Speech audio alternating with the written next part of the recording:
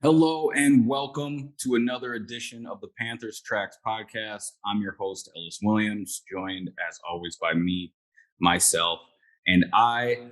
The Panthers have an off day today. We're recording this on a Thursday morning. Technically, not an off day. They're just having a walkthrough. They're still down there in Spartanburg. It's not like Matt Rule broke camp or anything and let the guys go home. They're grinding, they're still working. As media, we have no availability today, so we were able to, get out of Spartanburg before about 5 or 6 last night, and woke up in Charlotte in my apartment. So that's always a good feeling. Little recharge, rejuvenated, but the grind don't stop, right? If the Panthers are working, then so are we. So I want to on this podcast go over what I learned from day 7 of Panthers training camp. It's crazy. We're already at day 7. It's flying by. And the topic of today's discussion is going to be centered around the notion that this is probably Baker Mayfield's job to lose, as in the starting quarterback for the Carolina Panthers. I know a lot of y'all thinking or listening are probably thinking like, well, of course Baker was going to be the starter and no duh. And I understand all that, but it's our job as reporters to visualize, process, articulate, and then deliver accurate reports on what we see each day at camp. And when Baker Mayfield started camp, a week and a half ago, he just was not ready to be the Carolina Panthers starting quarterback. It's that simple. Now that's the point of why they practice. There's no games to play until September 11th. They have a lot of time to figure this out. But as we go day by day, that's why we're doing the quarterback tracker. That's why we're trying to be as transparent with this competition as possible. And I think it's materializing how a competition should. You're slowly seeing a winner materialize. And after 3 straight days of Baker Mayfield outperforming Sam Darnold, if you read the quarterback tracker, I said it was Wednesday was a tie, and I'll get into why that is. But overall, Baker Mayfield has been outplaying Sam Darnold largely just because they're different quarterbacks. Baker is about driving the ball downfield. He plays with pace. He plays with tempo. He wants to push it. And then the stuff Sam Darnold does well, the checkdowns, knowing where the ball should be going, the stuff that just comes with having a full understanding of an offense, Baker is slowly starting to execute those parts of Ben McAdoo's system as well. So to cut to the chase, the answer is yes. I do think this is now Baker Mayfield's job to lose. He separated himself after Tuesday's practice. And I thought Wednesday's practice, though far from impressive, and I want to get into that in a second here, Baker showed 2 things that I really liked that Sam just hasn't done yet, and I'm not sure he ever will. The first, we're talking about a red zone session, 11 on 11. Panthers are on about the 5-yard line. Baker goes up to the line of scrimmage. Sun is blaring down on everybody. The defense is chatting. It's a big rep, important rep. Baker looks to his right, sees Terrace Marshall matched up on a backup defensive back. He makes a little hand signal, a little check. At the snap of the ball, Terrace squares up the corner, gives a little hezzy shake on him. He runs a fade to the right back pylon, gets the corner on his back hip pocket, and Baker just throws a beautiful over-the-shoulder ball to Terrace, who gets both feet down, knocks over the back pylon, touchdown's good, and 88 hits the gritty to celebrate. To me, that is what pairing Baker Mayfield with Ben McAdoo is going to bring this year. It's going to give Baker the liberty to take those matchups more often, find the favorable thing he likes at the line of scrimmage and execute it. Speaking from experience in covering Baker Mayfield, I can tell you he didn't have much liberty to do that in Cleveland. There were times, of course, like anything, but there was a lot of structure in Cleveland, and they had him playing within a specific scheme, run heavy, 2 tight end, play action, where Baker had a lot of the answers available to him pre-snap, but he didn't have the liberty to go out there and ball. And I'm not saying that's necessarily great for Baker Mayfield or like the offense that's going to put Baker Mayfield in the best position to succeed. We have a lot to find out still for that to be the case, but it's just different than what he's was allowed to do in Cleveland. I mean, in the 2-minute offense, of course, he had those luxuries, but I think this Ben McAdoo offense is going to allow him to really at any point take a matchup he likes, unless he is playing outside himself, then you'll reel him back in. But you want Baker to be Baker. That's the only way you are going to maximize his play. So that was one of the plays that stood out. And then another thing I really like from Mayfield, I'll just go over their stats from Wednesday. Sam Darnold, 7 for 12, no touchdowns, no interceptions, nothing notable. Baker, 9 for 14, 1 touchdown. And you just heard how he scored that, which is kind of the crux of why I called the day 7 a tie. It was because the Panthers offense were put in a lot of scrimmage situations against the Panthers defense, and the defense just won. A lot of these periods of practice where Carolina's offense starting at the 25-yard line, the chains are out, the referees are out, go score a touchdown, go get points. And if you don't, we're going to punt the ball so our specials get some reps, and we're going to make this as close to game-like as you can for a early August practice. And Sam Darnold went 3 and out on one of his drives. Baker had a punt, but it was Baker's final team drive, which was a 2-minute drill, where I actually only got to see this part of Baker because I was told that Matt Rule's presser was going to start. So the media is underneath the tent in the back of the end zone on one of the fields, but I started walking towards the autograph row, if you will, and sitting there on the hill where all the fans watch, I got to see a sideline view of Baker Mayfield take command of that 2-minute offense, and I was really impressed. This is stuff we can't write, but I'll give to you here. Baker demonstrated a lot of command of that offense, wanted to play with tempo. He started the drive with a deep 20-yard into DJ Moore, throwing to his right. I would say that DJ probably would have gotten lit up by Xavier Woods there. Who knows if he makes the catch? You don't like seeing Baker throw his receivers into traffic. He did that a little bit too often in Cleveland, including a play that hurt Odell Beckham Jr. But, all right, the play counts. I'll move on from that. The next play is a 12-yard out to Rashad Higgins, again on the right side. Baker just saw off coverage, knew Higgy had a deep speed out, took it, easy pitch catch. They moved the ball about 38 yards in 2 plays. Now you got Baker around the opposite 40.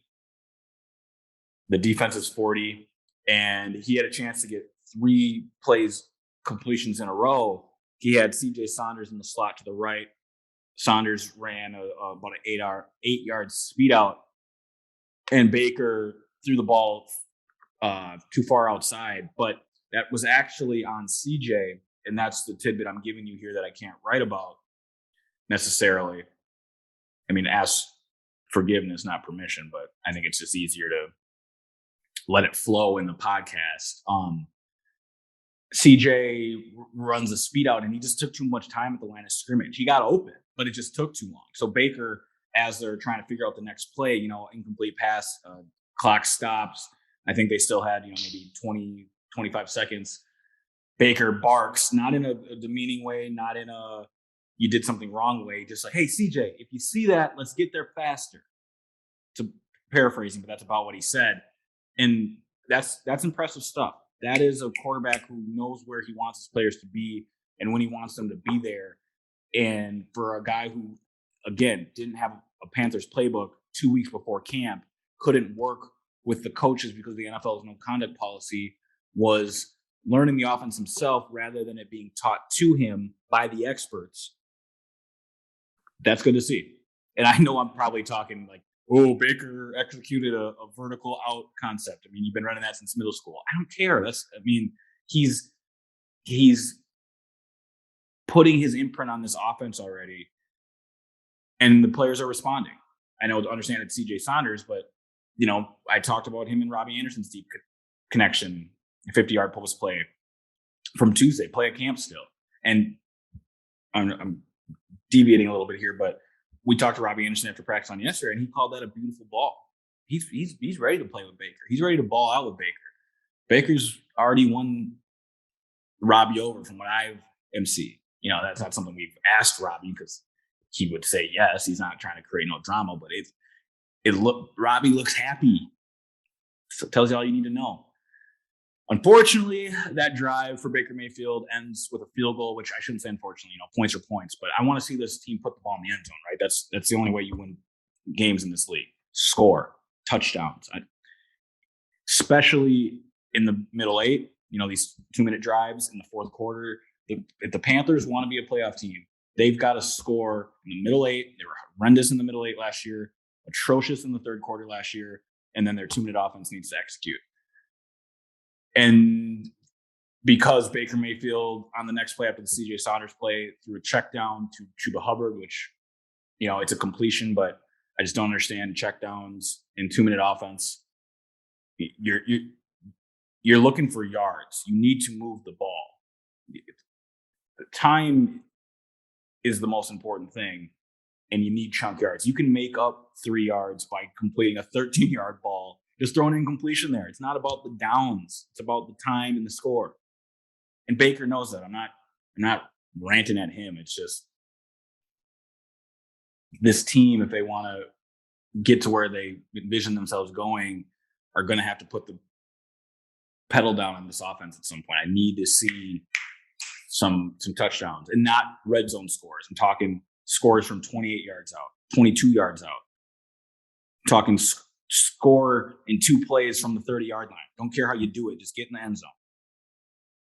So he throws the check down to Chuba Hubbard. They take a little too long trying to figure out if they should use their one timeout or if they should clock it, and then they end up having to take a timeout, and Zane kicks probably like a 38-yarder that ends practice. But that was just a little rant about what I saw from Baker yesterday, that though I didn't give him the win in the story because I really couldn't indulge much of those details, he has clearly separated himself from Sam Darnold. 3 days in a row, he's been crisp, he's been sharp. There's been mistakes. Of course, the Frankie Luvu interception from Wednesday, we can't forget about that. That was a 2-minute drill that ended in 4 plays because of a Baker pick. But no mistakes from Baker on Wednesday. Step in the right direction. Sam, it's getting more difficult to even write his section of the QB tracker, if I'm being honest with y'all. He just doesn't do much to impress or pop. He's checking the ball down. He gets the ball to his running back, gets it to the tight end, but it's Sam Darnold. And I know I'm the new guy, so it's like I'm realizing this for the first time. You guys have already heard all this. I was talking to a former Panthers beat writer who was just kind of giggling with me like, yeah, welcome to Spartanburg.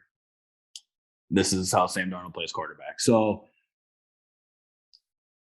this is Baker Mayfield's job to lose. And I would expect Baker only continues to look better and sharper as camp progresses, as we've kind of all said from the jump. All right, I want to touch a little bit on the offensive line. Taylor Moton talked to media on Wednesday, had a lot of great things to say about Brady Christensen and Ikem Ekwonu, specifically regarding Taylor and himself. He got asked, when are the Pro Bowls coming? Essentially, what's the question? Paraphrasing, and I really liked his answer. He said, my job is to bring a chip to the Carolinas. The Pro Bowls, the All-Pros, the awards will fall where they do and take care of themselves if I focus on being the best Taylor Moton I can be. I mean, he's a wholesome, genuine dude. I know y'all know that. And do I think Taylor Moton's about to have a career year? I don't know. I think this Panthers rushing game is going to surprise people. I mean, they're really opening up some holes up front. I'd say they regressed a little bit on Wednesday. Not a good day for Michael Jordan.